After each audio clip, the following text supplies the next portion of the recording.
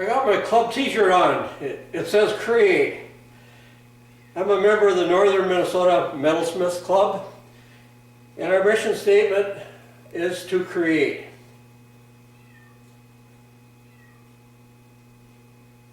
What I've created here is an adjustable portable anvil stand. You see me walking up here, that's the portable part of it. The adjustable part, just let me show you.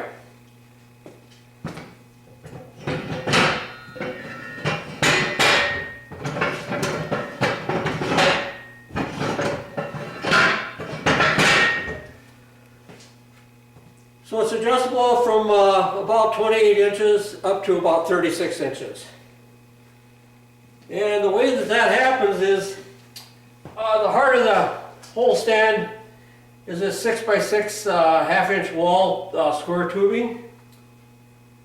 On the corners of that square tubing I've welded 4 wings, and those wings rest on top of the heavy wall tubing that extend through the barrel. Looking inside the adjustable anvil stand from the bottom, the anvil tower engages the tubing sticking through the barrel.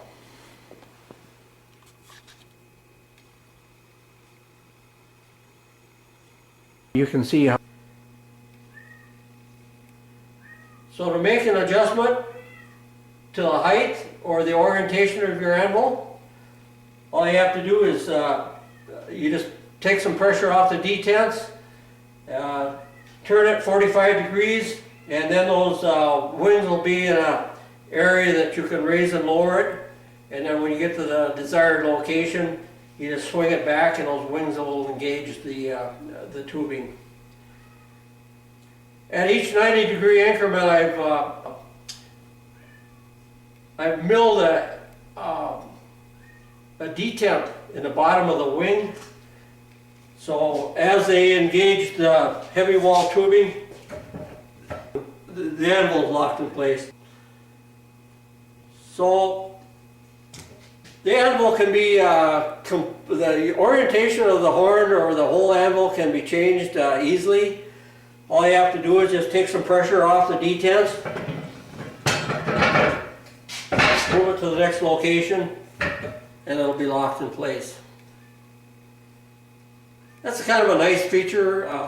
My anvil has a kind of a sharp side on one side, and then the other side is more radiused. And if the project I'm working on calls for a sharp side, I can have the sharp side away from me and be using it. And if I want a more radius side, then I can just pick up the anvil and turn it to that side. It's also kind of nice once in a while you want to change the orientation of the horn for different kinds of projects you're working on. And then the hardy hole, I use the hardy hole to hold different little bending fixtures that I've made. So sometimes I want that on the right, sometimes I want that on the left, so that can be changed as well. So the next one is the new improved version that we're going to be working on. I'm going to put 2 wheels on the front instead of 1. The 1 wheel is working out all right, but when the anvil is in the upper position, it's a little tippy. It's kind of like having a wheelbarrow that's loaded too high.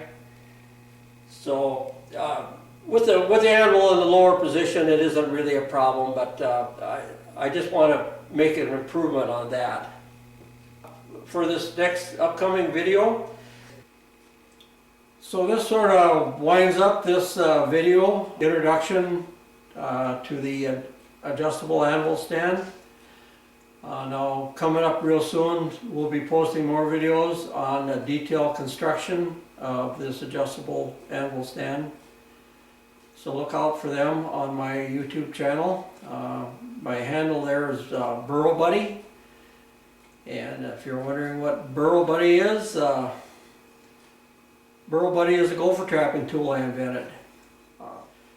I came up with this idea a couple years ago, and I produce it in the shop here now.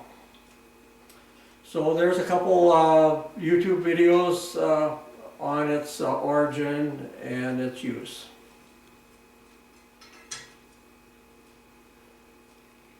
Well, I have several other items on the hand card here. Some of my creativity, so to speak. Some of them go way back. To my left here is the jumbo C-clamp. I did this when I was going to school. It was a machine shop project. We were charged with cutting a thread on the lathe and then making a nut on the lathe to fit it. I chose to do a square thread, jumbo size, and then I made a nut to fit it. And after that I made it into a C-clamp and put it to work. Right in front of me, this was also a school project. Looks like a miniature arbor press. Actually, it's a nutcracker.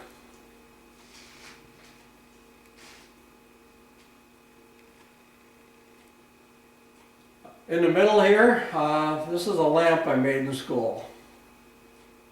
I saw in the wood shop there were students drilling holes in wood and making kind of a spiral effect for a lamp stem, and I took the idea over to the machine shop and came up with this helical lamp post. I am now reproducing this lamp at our club shop. Our club shop is located probably walking distance from the headwaters of the Mississippi River.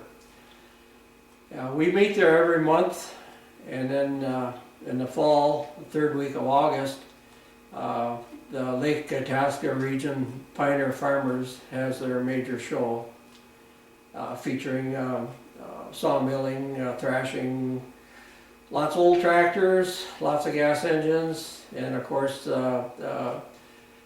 we demonstrate in our machine shop slash blacksmith shop.